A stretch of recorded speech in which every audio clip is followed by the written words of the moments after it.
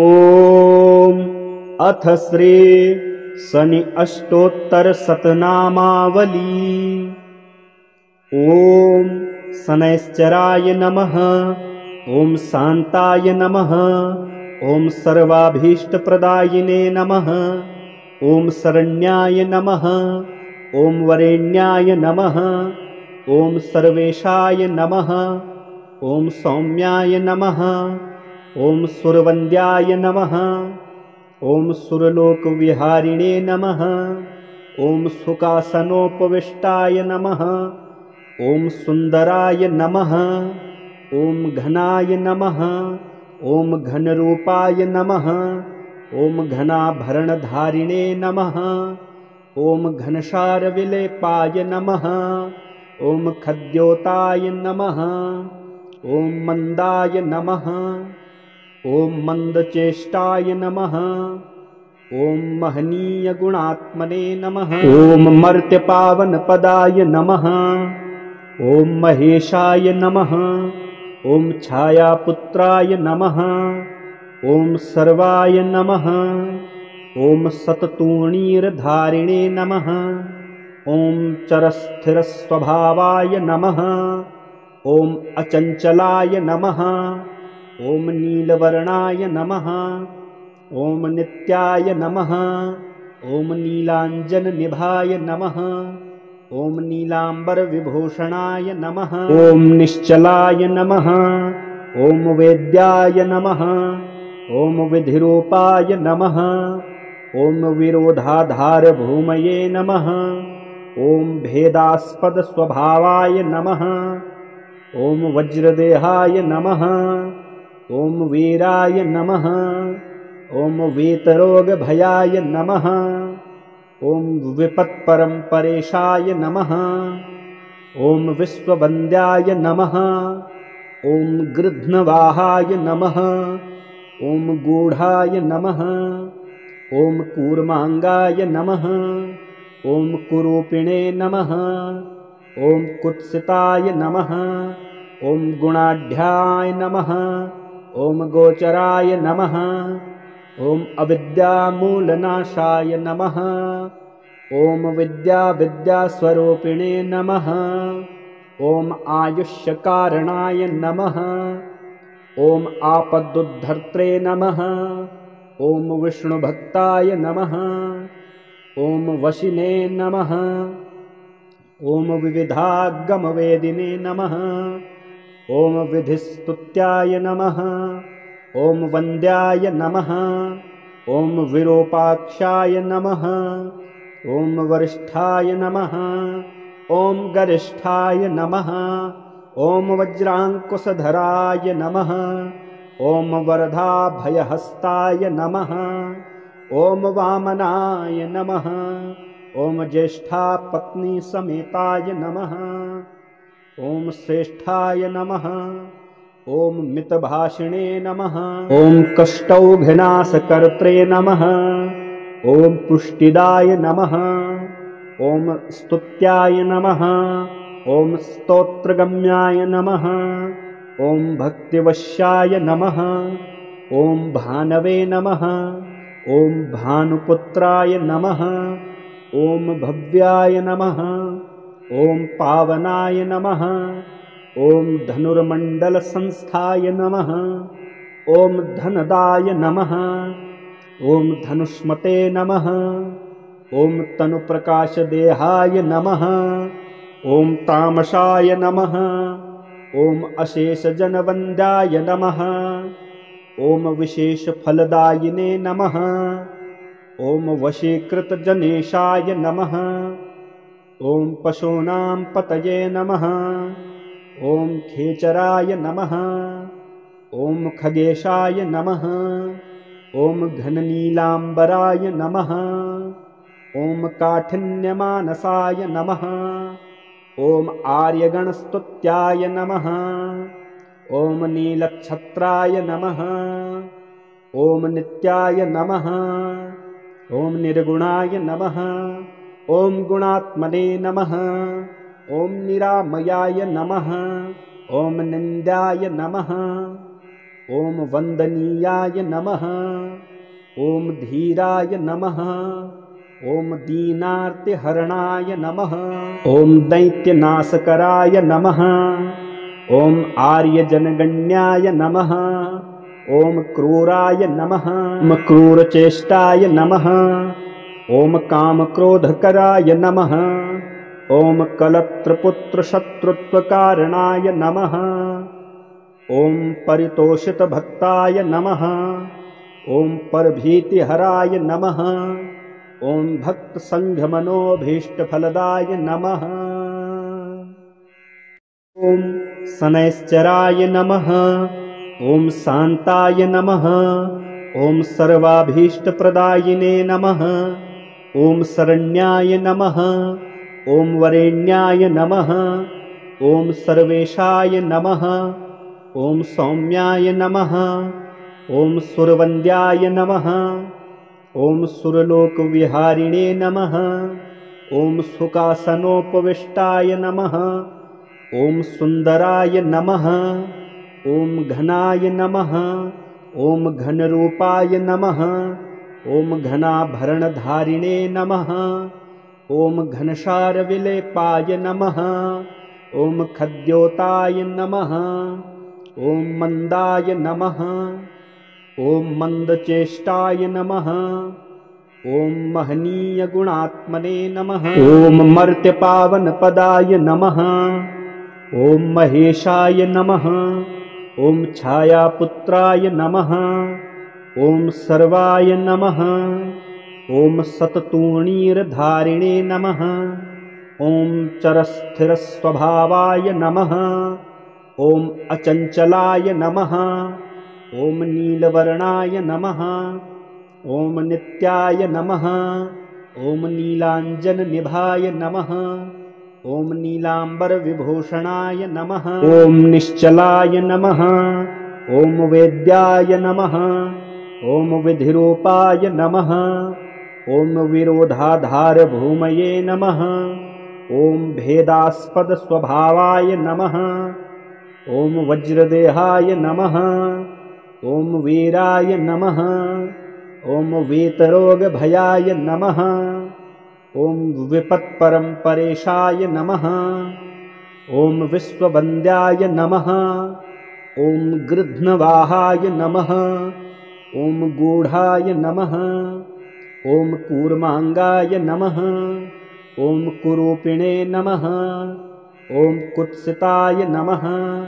ॐ गुणाढ्याय नमः। ॐ गोचराय नमः। ॐ अविद्यामूलनाशाय नमः। ॐ विद्यास्वरूपिणे नमः। ॐ आयुष्यकारणाय नमः।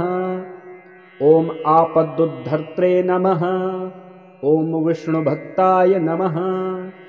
ॐ वशिने नमः। ॐ विविधागमवेदिने नमः। ॐ विधिस्तुत्याय नमः। ॐ वन्द्याय नमः। ॐ विरूपाक्षाय नमः। ॐ वरिष्ठाय नमः। ॐ गरिष्ठाय नमः। ॐ वज्राङ्कुशधराय नमः। ॐ वरदाभयहस्ताय नमः। ॐ वामनाय नमः। ॐ ज्येष्ठापत्नीसमेताय नमः।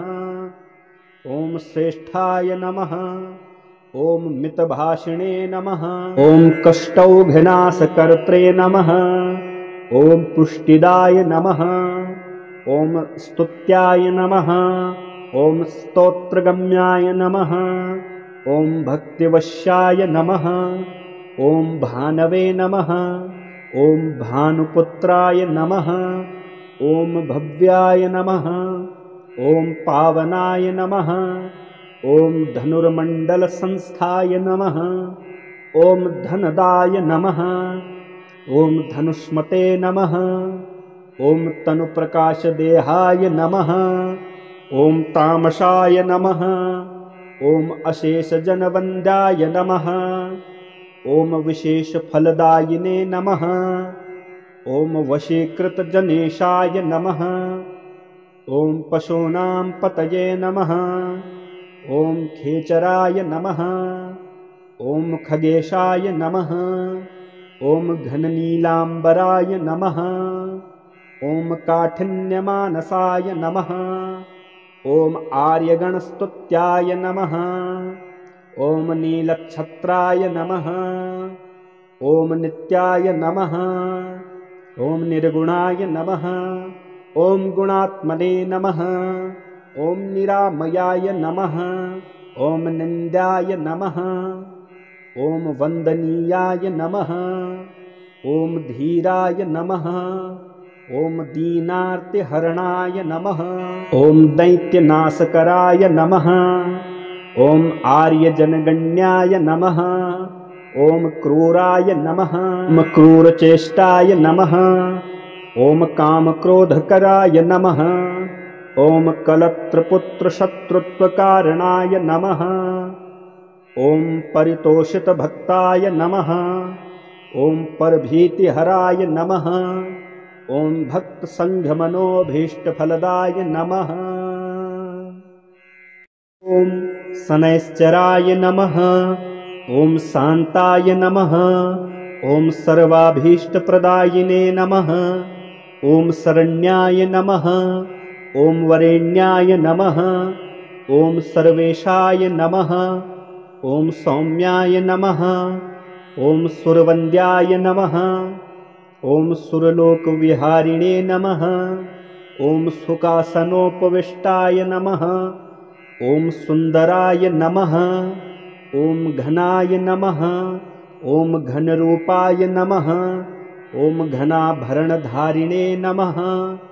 ॐ घनसारविलेपाय नमः। ॐ खद्योताय नमः। ॐ मन्दाय नमः। ॐ मन्दचेष्टाय नमः। ॐ महनीयगुणात्मने नमः। ॐ मर्त्यपावनपदाय नमः। ॐ महेशाय नमः। ॐ छायापुत्राय नमः। ॐ सर्वाय नमः। ॐ सततूणीरधारिणे नमः। ॐ चरस्थिरस्वभावाय नमः। ॐ अचञ्चलाय नमः। ॐ नीलवर्णाय नमः। ॐ नित्याय नमः। ॐ नीलाञ्जननिभाय नमः। ॐ नीलाम्बरविभूषणाय नमः। ॐ निश्चलाय नमः। ॐ वेद्याय नमः। ॐ विधिरूपाय नमः। ॐ विरोधाधारभूमये नमः। ॐ भेदास्पदस्वभावाय नमः। ॐ वज्रदेहाय नमः। ॐ वीराय नमः। ॐ वीतरोगभयाय नमः। ॐ विपत्परम्परेशाय नमः। ॐ विश्ववन्द्याय नमः। ॐ गृध्नवाहाय नमः। ॐ गूढाय नमः। ॐ कूर्माङ्गाय नमः। ॐ कुरूपिणे नमः। ॐ कुत्सिताय नमः। ॐ गुणाढ्याय नमः। ॐ गोचराय नमः। ॐ अविद्यामूलनाशाय नमः। ॐ विद्यास्वरूपिणे नमः। ॐ आयुष्यकारणाय नमः। ॐ आपदुद्धर्त्रे नमः। ॐ विष्णुभक्ताय नमः। ॐ वशिने नमः। ॐ विविधागमवेदिने नमः। ॐ विधिस्तुत्याय नमः। ॐ वन्द्याय नमः। ॐ विरूपाक्षाय नमः। ॐ वरिष्ठाय नमः। ॐ गरिष्ठाय नमः। ॐ वज्राङ्कुशधराय नमः। ॐ वरदाभयहस्ताय नमः। ॐ वामनाय नमः। ॐ ज्येष्ठापत्नीसमेताय नमः। ॐ श्रेष्ठाय नमः। ॐ मितभाषिणे नमः। ॐ कष्टौघनाशकर्त्रे नमः। ॐ पुष्टिदाय नमः। ॐ स्तुत्याय नमः। ॐ स्तोत्रगम्याय नमः। ॐ भक्तिवश्याय नमः। ॐ भानवे नमः। ॐ भानुपुत्राय नमः। ॐ भव्याय नमः। ॐ पावनाय नमः। ॐ धनुर्मण्डलसंस्थाय नमः। ॐ धनदाय नमः। ॐ धनुष्मते नमः। ॐ तनुप्रकाशदेहाय नमः। ॐ तामसाय नमः। ॐ अशेषजनवन्द्याय नमः। ॐ विशेषफलदायिने नमः। ॐ वशीकृतजनेशाय नमः। ॐ पशूनां पतये नमः। ॐ खेचराय नमः। ॐ खगेशाय नमः। ॐ घननीलाम्बराय नमः। ॐ काठिन्यमानसाय नमः। ॐ आर्यगणस्तुत्याय नमः। ॐ नीलच्छत्राय नमः। ॐ नित्याय नमः। ॐ निर्गुणाय नमः। ॐ गुणात्मने नमः। ॐ निरामयाय नमः। ॐ निन्द्याय नमः। ॐ वन्दनीयाय नमः। ॐ धीराय नमः। ॐ दीनार्तिहरणाय नमः। ॐ दैत्यनाशकराय नमः। ॐ आर्यजनगण्याय नमः। ॐ क्रूराय नमः। ॐ क्रूरचेष्टाय नमः। ॐ कामक्रोधकराय नमः। ॐ कलत्रपुत्रशत्रुत्वकारणाय नमः। ॐ परितोषितभक्ताय नमः। ॐ परभीतिहराय नमः। ॐ भक्तसङ्घमनोभीष्टफलदाय नमः। ॐ शनैश्चराय नमः। ॐ शान्ताय नमः। ॐ सर्वाभीष्टप्रदायिने नमः। ॐ शरण्याय नमः। ॐ वरेण्याय नमः। ॐ सर्वेशाय नमः। ॐ सौम्याय नमः। ॐ सुरवन्द्याय नमः। ॐ सुरलोकविहारिणे नमः। ॐ सुखासनोपविष्टाय नमः।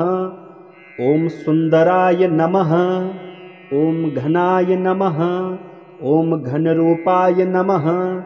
ॐ घनाभरणधारिणे नमः। ॐ घनसारविलेपाय नमः। ॐ खद्योताय नमः। ॐ मन्दाय नमः। ॐ मन्दचेष्टाय नमः। ॐ महनीयगुणात्मने नमः। ॐ मर्त्यपावनपदाय नमः। ॐ महेशाय नमः। ॐ छायापुत्राय नमः। ॐ सर्वाय नमः। ॐ सततूणीरधारिणे नमः। ॐ चरस्थिरस्वभावाय नमः। ॐ अचञ्चलाय नमः। ॐ नीलवर्णाय नमः। ॐ नित्याय नमः। ॐ नीलाञ्जननिभाय नमः। ॐ नीलाम्बरविभूषणाय नमः। ॐ निश्चलाय नमः। ॐ वेद्याय नमः। ॐ विधिरूपाय नमः। ॐ विरोधाधारभूमये नमः। ॐ भेदास्पदस्वभावाय नमः। ॐ वज्रदेहाय नमः। ॐ वीराय नमः। ॐ वीतरोगभयाय नमः। ॐ विपत्परम्परेशाय नमः। ॐ विश्ववन्द्याय नमः। ॐ गृध्नवाहाय नमः। ॐ गूढाय नमः। ॐ कूर्माङ्गाय नमः। ॐ कुरूपिणे नमः। ॐ कुत्सिताय नमः। ॐ गुणाढ्याय नमः। ॐ गोचराय नमः। ॐ अविद्यामूलनाशाय नमः। ॐ विद्यास्वरूपिणे नमः।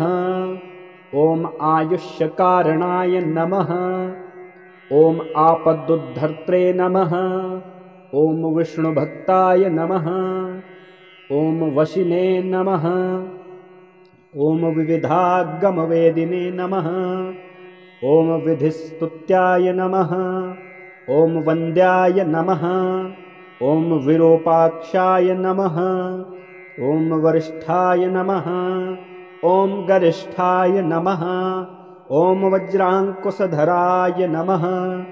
ॐ वरदाभयहस्ताय नमः। ॐ वामनाय नमः। ॐ ज्येष्ठापत्नीसमेताय नमः। ॐ श्रेष्ठाय नमः। ॐ मितभाषिणे नमः। ॐ कष्टौघनाशकर्त्रे नमः। ॐ पुष्टिदाय नमः। ॐ स्तुत्याय नमः। ॐ स्तोत्रगम्याय नमः। ॐ भक्तिवश्याय नमः। ॐ भानवे नमः। ॐ भानुपुत्राय नमः। ॐ भव्याय नमः। ॐ पावनाय नमः। ॐ धनुर्मण्डलसंस्थाय नमः। ॐ धनदाय नमः। ॐ धनुष्मते नमः। ॐ तनुप्रकाशदेहाय नमः। ॐ तामसाय नमः।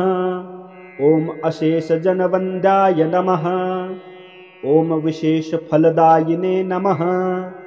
ॐ वशीकृतजनेशाय नमः। ॐ पशूनां पतये नमः। ॐ खेचराय नमः। ॐ खगेशाय नमः। ॐ घननीलाम्बराय नमः। ॐ काठिन्यमानसाय नमः। ॐ आर्यगणस्तुत्याय नमः। ॐ नीलच्छत्राय नमः। ॐ नित्याय नमः। ॐ निर्गुणाय नमः। ॐ गुणात्मने नमः।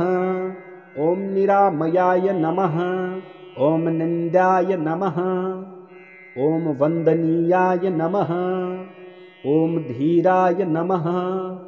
ॐ दीनार्तिहरणाय नमः। ॐ दैत्यनाशकराय नमः।